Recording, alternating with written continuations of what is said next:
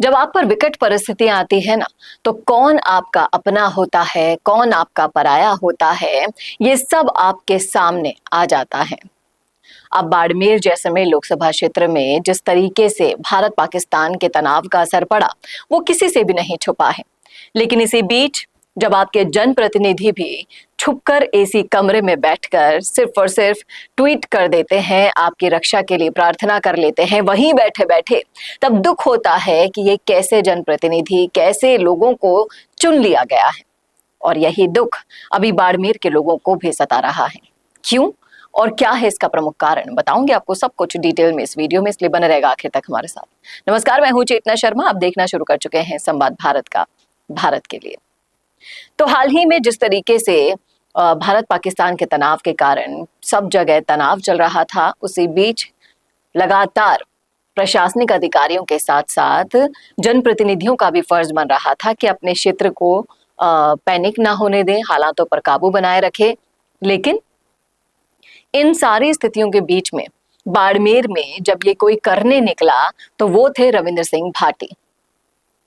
जिस तरीके से हमने आपको विजुअल्स भी दिखाए, वीडियोस भी दिखाए, आप खुद सोशल मीडिया पर होंगे तो आपने खुद ने देखा होगा कि रविंद्र सिंह भाटी किस कदर जनता के बीच में जाकर उन्हें समझा रहे थे, उनका ध्यान रख रहे थे, जो दौरा कर रहे थे, बीएसएफ जवानों से मिल रहे थे।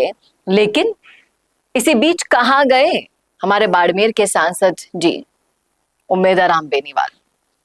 लापता उम्मेदाराम बेनीवाल मैं कहना चाहूंगी यहाँ पर, इस बात में कोई दो राय नहीं है, क्योंकि जब आपके क्षेत्र में इस तरीके से तनाव बढ़ रहा हो तो क्या आपकी जिम्मेदारी नहीं बनती कि आप भी अपने एसी रूम से बाहर आकर सड़कों पर निकले, लोगों से मिले, उनके समझाइश के लिए। जब पुराने पुराने बूढ़े लोग भी जो सेना में अपनी सेवाएं दे चुके थे, वो लोग अपने अस्त्र शस्त्रों के साथ बैठ गए सीमाओं के पास जाकर, तो क्या एक तो दायित्व नहीं बनता था आपका भी कि उनके पास जाएं, खड़े होएं, जायजा लें? जब ऐसी सिचुएशन आन पड़ती है तब आप गायब हो जाते हैं। और जैसे ही कंट्रोवर्सी हुई सीज फायर को लेकर, तुरंत आपने बयान दे दिया, जो कि दिलवाया गया था। ये भी सबको हकीकत पता है, ये किसी से छुपा हुआ नहीं है कि सीज फायर पर पलटवार करने के लिए, आपको कठपुतली की तरह नचाने के लिए जो एक्शन किया गया, तुरंत आके आपने माइक पर बोल दिया जिससे आप अपना विरोध दर्ज करा सके। लेकिन जब आपकी जरूरत जनता को असल में थी, बाड़मेर के लोगों को असल में अपने जननायक की जरूरत थी, जिसको भरोसा दिया था, जिसको विश्वास दिया था, वो तो लापता हो गया। और वो कमान संभाली रविंद्र सिंह भाटी ने। अब आप असली और नकली का फर्क समझ पा रहे हैं कि कौन आपका अपना है, कौन आपका पराया है, कौन वोटों की राजनीति करता है और कौन आपके दुख दर्द को समझता है। ये दोनों पक्ष आपके सामने हैं, क्योंकि सिक्के के दोनों पहलू ही आपको दिखाते हैं हम संवाद के प्लेटफॉर्म पर। आप ये मत सोचिएगा कि हम एक साइड का पक्ष लेते हैं, एक साइड का नहीं, लेकिन वक्त वक्त पर, समय समय पर मैं आपके सामने वीडियोस के जरिए लाती रहती हूँ, सिक्के के दोनों पहलू आपको दिखाती रहती हूँ। एक तरफ रविंद्र सिंह भाटी हैं जो लगातार लोगों से मिल रहे हैं, संपर्क कर रहे हैं, अपनी जनता का ख्याल रखते हैं, फौजियों से मिल रहे हैं। दूसरी तरफ उम्मेदाराम बेनीवाल क्या कर रहे हैं वो सभी को पता है।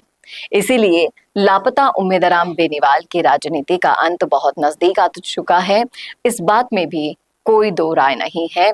बाड़मेर की जनता भी यही सवाल पूछती है और संवाद के प्लेटफॉर्म से मैं चेतना शर्मा भी यही सवाल पूछती हूँ कि क्या इसी दिन के लिए हम अपने जनप्रतिनिधि को चुनते हैं कि हम पर मुसीबत आए और आप भाग निकले, छुप जाएं?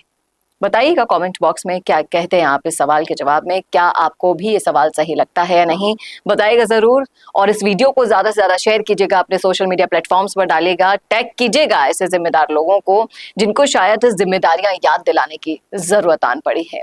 और ऐसे ही वीडियोस के लिए देखते रहिए संवाद भारत का, भारत के लिए। नमस्कार। अगर आप बनना चाहते हैं पॉलिटिशियन, लेकिन पब्लिक स्पीकिंग और अपने विचारों को व्यक्त करना चुनौती लगता है, या कैमरे और पब्लिक के सामने किसी तरह से बोल पाए इसमें मुश्किल होती है, तो मिशी मीडिया सॉल्यूशंस लेकर आया है पॉलिटिकल कंसल्टेंसी कैंपेन, जिसमें वरिष्ठ जर्नलिस्ट और पॉलिटिकल एनालिस्ट की एक्सपीरियंस्ड टीम आपको मदद करेगी, जिससे आपकी आवाज और भी बुलंद हो जाएगी। इसमें हम आपके गोल को पूरी तरह से टारगेट करेंगे कि किस तरह से आपको पार्टी पहचाने, आपको उस क्षेत्र के लिए चुने, कैसे सर्वेज में आपका नाम आए, कैसे लोगों के बीच में आपका माहौल बने। ना सिर्फ कंसल्टेंसी हम आपको देंगे बल्कि आपको सारे रास्ते दिखाएंगे और बताएंगे भी, जिससे आप भारत की राजनीति में अच्छे पॉलिटिशियन बनके समाज का सुधार कर सके। तो अभी कांटेक्ट कीजिए स्क्रीन पर दिए गए नंबर पर।